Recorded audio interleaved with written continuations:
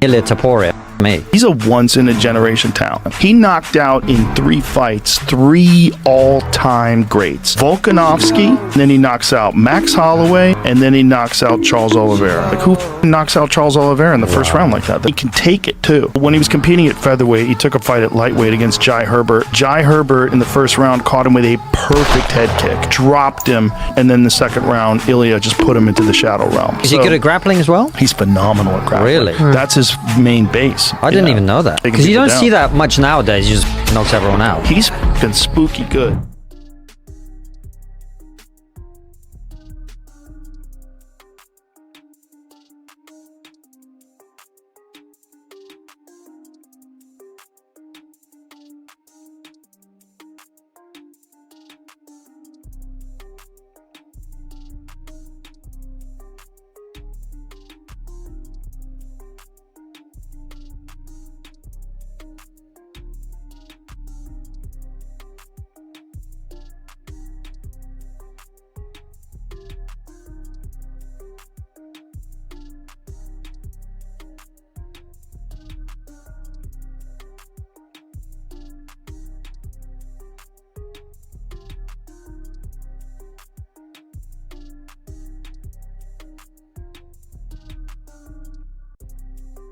This guy, Ilia Topuria. And Ilia Topuria is one of the absolute best fighters in the world. He's the current UFC featherweight champion. The dude is just phenomenal. But when you, one of the things that's phenomenal about him is his technique. His technique is perfect.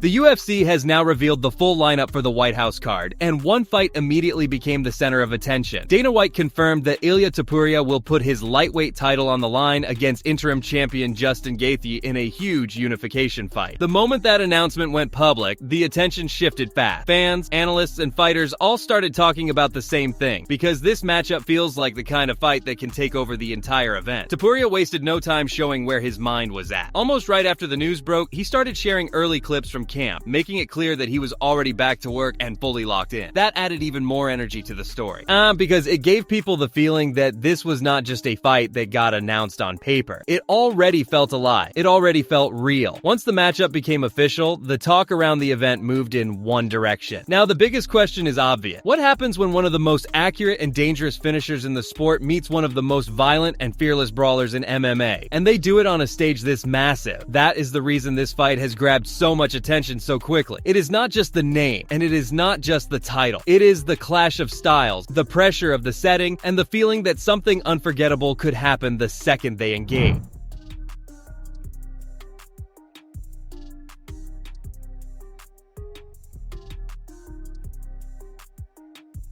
The first training footage from Topuria's camp gave people a pretty strong read on where he is mentally and physically, even though he did not need to say a word. In those clips, he looks sharp, calm, and very deliberate. The striking patterns are clean, the footwork drills are tight, and the sparring appears controlled with a clear focus on timing and reactions instead of reckless gym battle. Nothing about it looks random. What stands out most is the discipline in the work. This does not look like a fighter trying to impress people by showing how tough he is in practice. It looks like a champion polishing the details that matter before the intensity of camp rises to another level. His movement looks purposeful, the reads seem fast, and the entire setup gives the impression of a fighter who knows exactly what kind of challenge is waiting for him. That matters in a fight like this, because Gaethje is the type of opponent who can pull people into chaos if they are not careful. A camp built around timing, spacing, and control says a lot about how seriously Topuria is taking the danger in front of him. These early clips may be short, but they still tell a story. He is not rushing. He is not forcing anything. He is preparing with precision,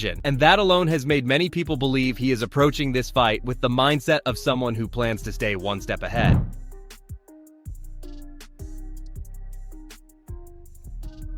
Dana White has made his feelings on this matchup very clear. From his point of view, Topuria versus Gaethje is not just another big title fight that happened to land on a major event. He sees it as the right main event for a night with this much history attached to it. That is a strong statement. But it also explains why the UFC is leaning so hard into this fight. He has spoken very highly of Topuria, calling him one of the most impressive champions currently on the roster. That praise is not casual. It shows how strongly the promotion views Topuria at this stage of his career. Dana also pointed to Gaethje's most recent performance as the one that earned him this shot, which tells you the UFC sees both men as bringing real momentum into the fight. From Dana's perspective, this is the exact kind of matchup you build a White House card around. You have one champion who has looked polished, dangerous, and difficult to solve, and across from him stands a fighter known for violence, pressure, and the ability to change a fight in one exchange. Put those ingredients together, add the setting, add the stake, and the result is the kind of headline fight that feels worthy of a historic event. Is the main event, Ilia Topuria, one of the most sensational champions we've ever seen inside the octagon, facing Justin Gaethje, which I think is the absolute perfect matchup for him. Justin deserves it after the Paddy Pimblett fight.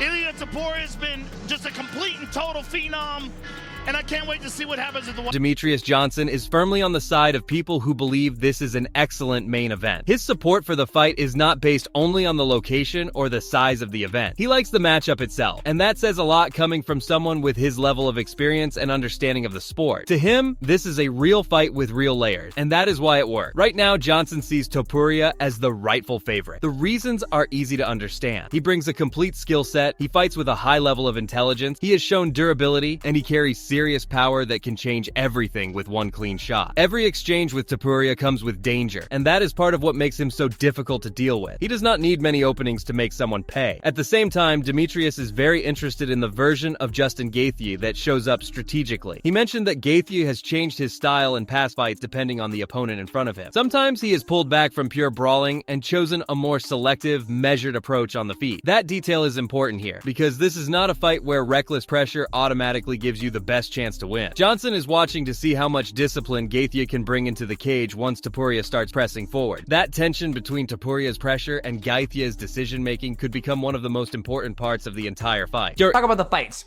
okay? The main event is Justin Gaethje taking on Ilia Topuria. I like that fight. I think it's a great fight.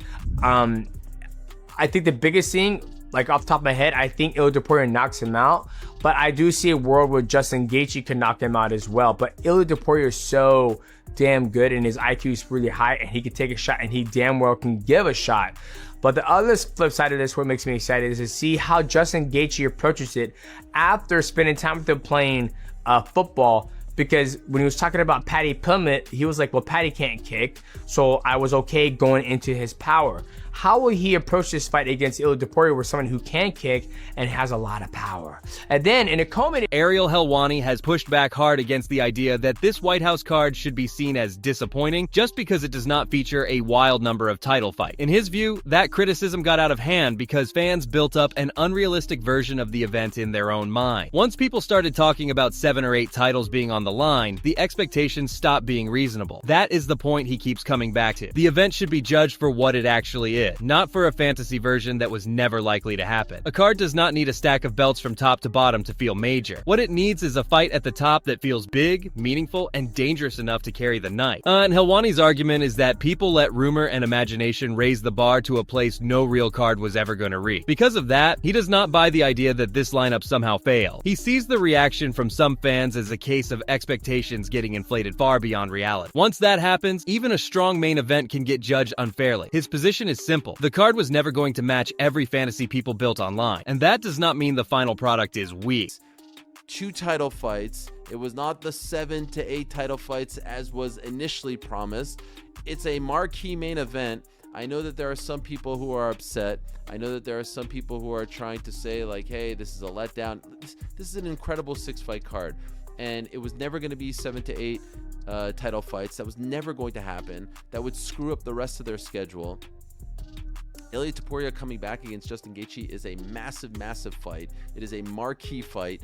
It is one of the biggest fights of the year. Topuria coming back after everything he's been through, almost exactly a year between fights, is a very big deal. Pereira being on there. Helwani also pointed out how quickly Topuria versus Gaethje came together, and that part of the story adds another layer to the entire event. From what he has heard, the UFC went after other giant fights first, but those talks ran into problems and negotiations did not get across the line. That left the promotion in a difficult position, because a card of this size cannot afford to feel unfinished at the top. Once those earlier plans stalled, the UFC had to move fast. That changed the timeline, and it raised the urgency. In that moment, putting together a unification fight between Ilia Topuria and Justin Gaethje was not just a solid option. It became the move that gave the event a real center again. Instead of the card feeling like it was missing its biggest piece, this fight gave it a headline people could immediately care about. That is why Helwani framed it as more than just a late solution. In his eyes, this matchup did not simply fill space. It saved the event from feeling incomplete. A White House card without a true centerpiece would have invited non-stop criticism, and the UFC clearly needed something with weight,